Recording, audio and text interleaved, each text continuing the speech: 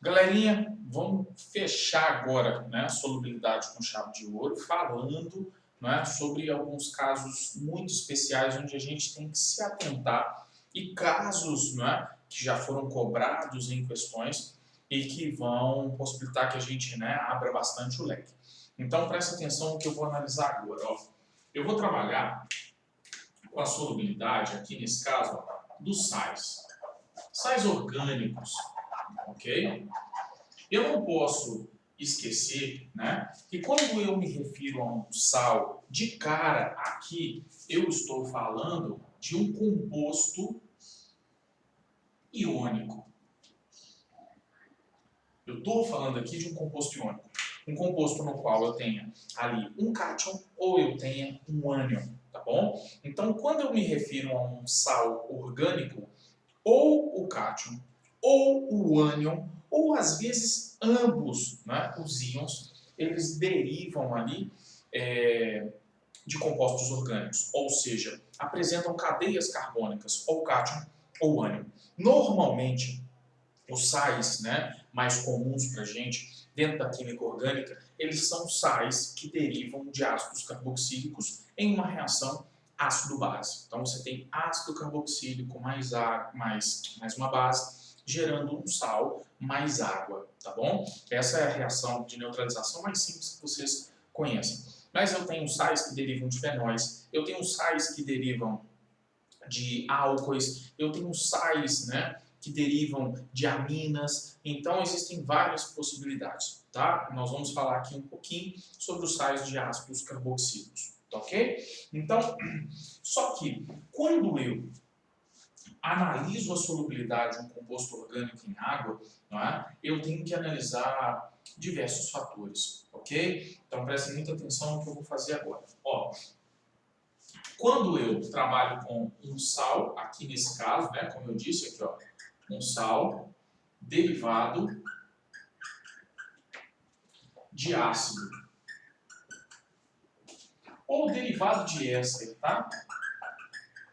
Vai dar na mesma pra gente. Só que a reação envolvendo ésteres, né, que é a tal saponificação, que é muito conhecida, né, ela vai produzir sais com as mesmas características. Então, por enquanto, não me interessa a reação, me interessa a espécie do sal em si. Se eu vier de um ácido ou vier de um éster, a minha estrutura, né, vai ser absolutamente a mesma. Então, nós vamos ter isso aqui. Ó. Um sal derivado de um ácido ou derivado de um éster, ele vai apresentar essa característica. Ó. R, C dupla O menos, mais um cátion, né? Qualquer aqui, que normalmente vai ser um cátion metálico, tá bom? No geral, gente, não vamos abrir o leque demais, porque a gente ainda tem essas reações de neutralização para serem estudadas no capítulo de reações orgânicas lá na frente, tá?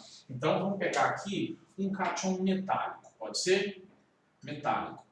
Por enquanto, não vou trabalhar com cátions derivados ali também de outros compostos orgânicos, tá? Então, eu vou ter essa característica, ok? Então, sendo o meu composto um sal derivado de ácido ou de éster, esse pedacinho está presente, mais um cátion qualquer.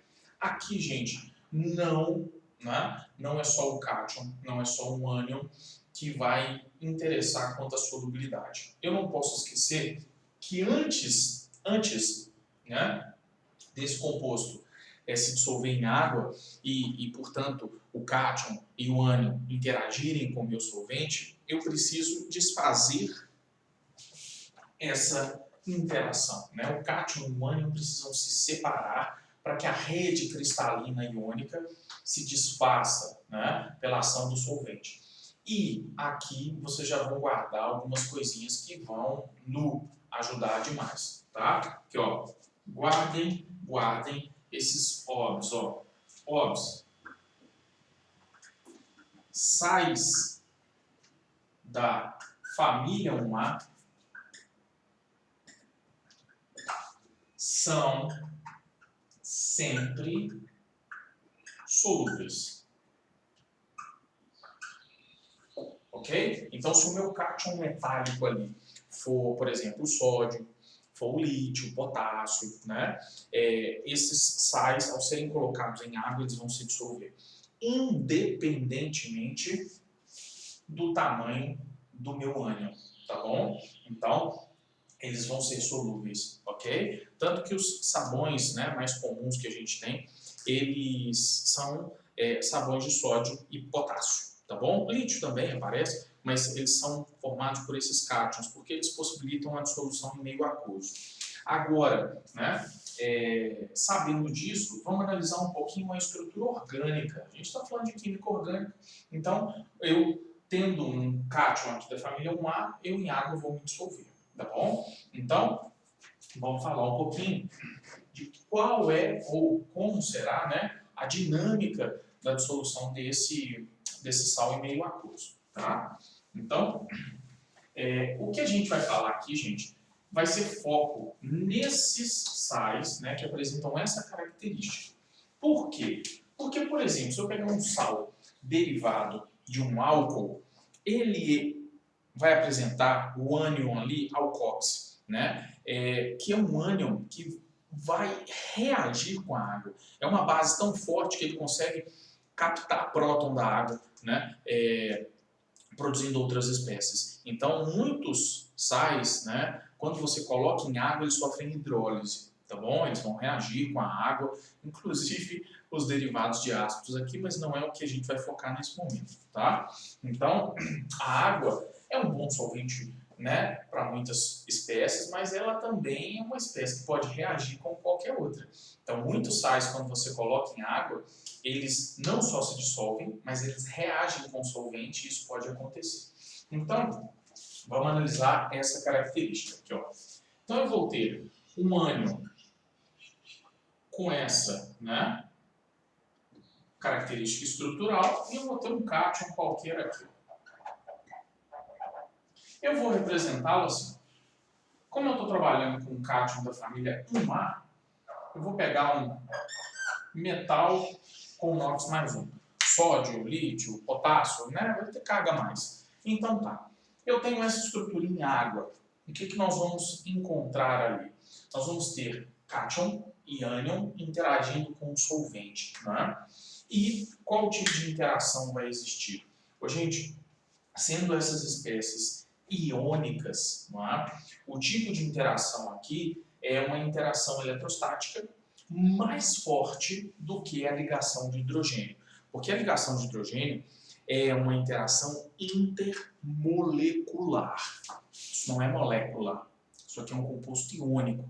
Então a interação vai ser entre íons e molécula, tá? Então, as moléculas de água, elas vão ser, aqui nesse caso, atraídas pelos íons. E, portanto, vão interagir com esses íons. Por uma interação que é muito comum para a gente na química, né?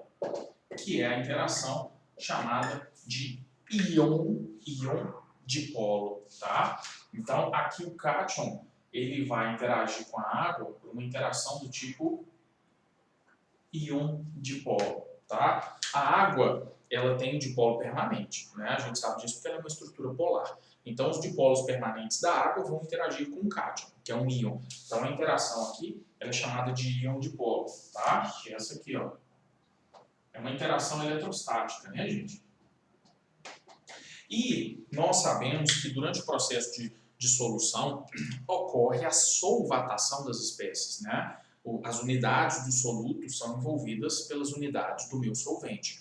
Então, o cátion vai ser solvatado, tá? Existe uma energia de solvatação envolvida, porque você aqui vai ter um aumento da organização em torno do cátion, fazendo com que a entropia do meu solvente diminua, tá? No entanto, a entropia do composto iônico, quando ele se dissolve, ela aumenta, né, esmagadoramente, o que vai, em termos entrópicos, justificar a solubilização. Tá? Eu busco, gente, sempre num processo, fazer com que a entropia aumente, tá bom?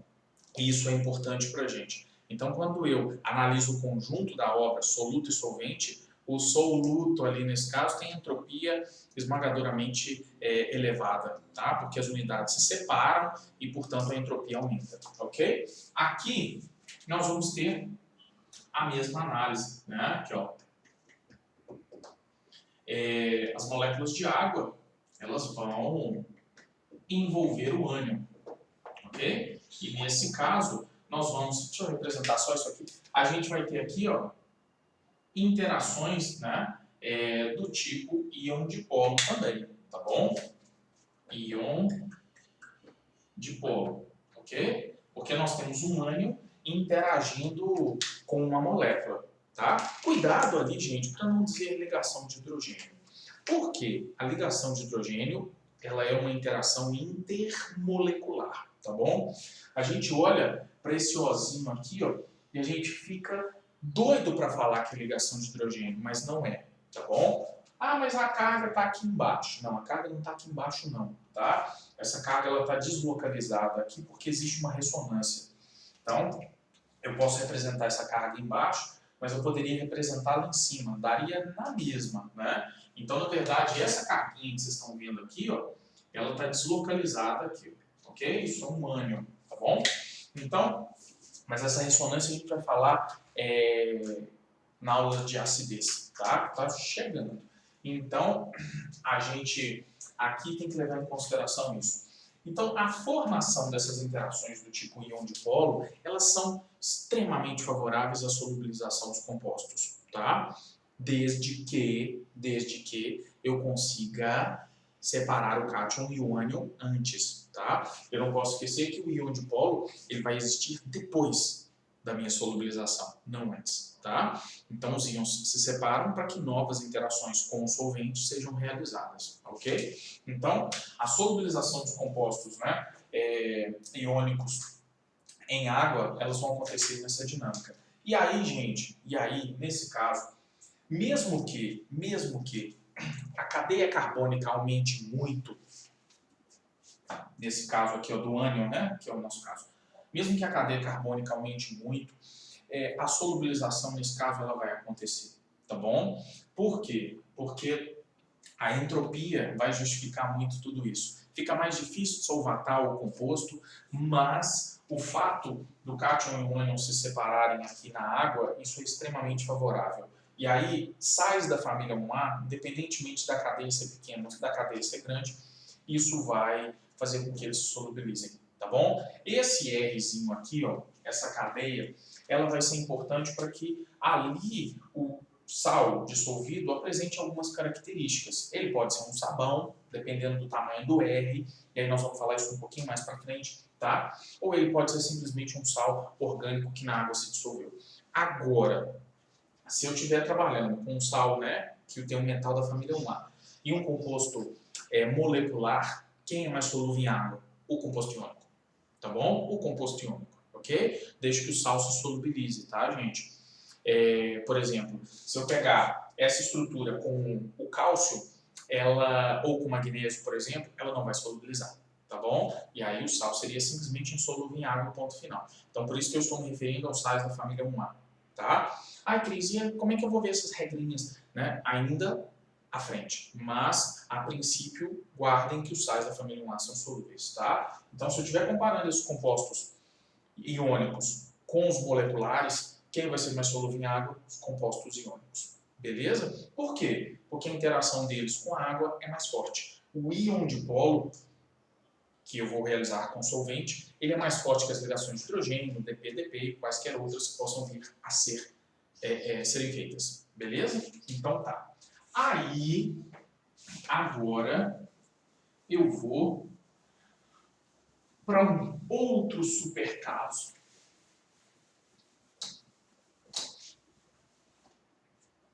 Que já foi cobrado em prova, tá? Então, opa. Aqui, ó. Vamos analisar a seguinte comparação. Aqui, ó. Um exemplo.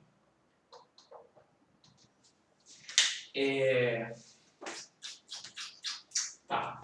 Eu vou pegar aqui, ó. C6H12O6, ok? Nesse caso aqui eu vou pegar a glicose, tá?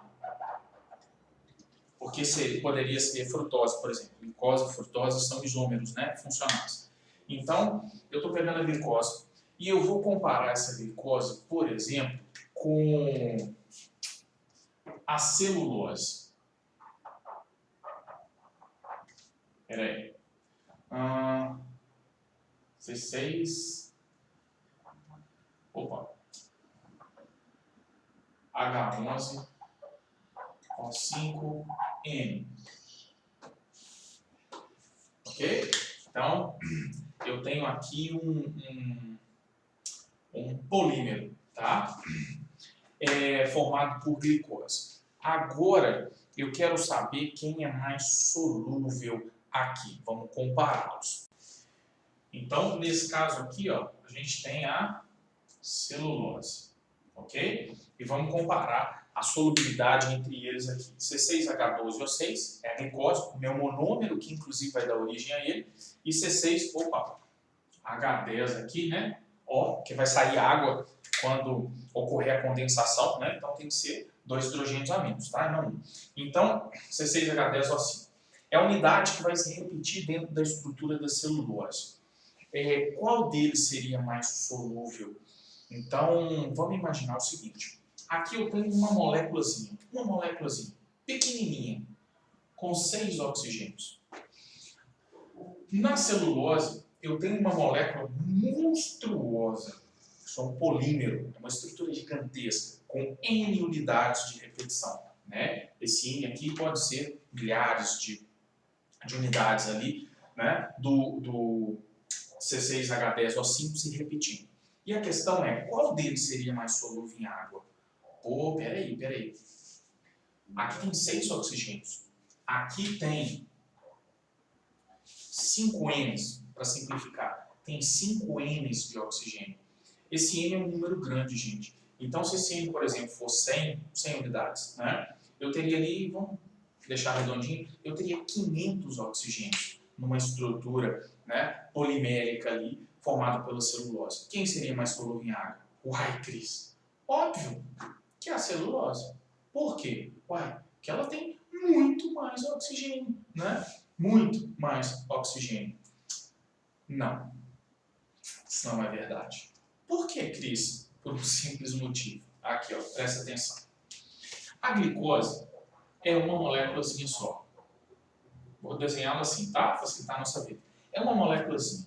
Quando eu pego a celulose, ela é formada por N moléculas de glicose ligadas umas às outras. Então, aqui, ó. 1, 2. Ai, Cris, você não vai desenhar 500 quadradinhos, não, né? Óbvio que não, né, gente? Mas eu vou desenhar só um filamentozinho aqui, ó, para te mostrar uma coisa. E aí vai. A estrutura da celulose, ela é riquíssima em oxigênio, isso é certo. Isso quer dizer que ela vai ser solúvel em água? Não. Isso quer dizer que ela vai interagir muito com a água? Vai. São duas coisas diferentes. Interagir com a água é uma coisa. Conseguir ser solubilizado por ela é outra.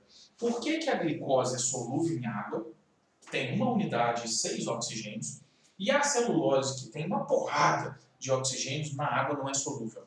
Ô, gente, vamos pensar na celulose aqui, vamos pensar em algodão, para facilitar a nossa vida, né?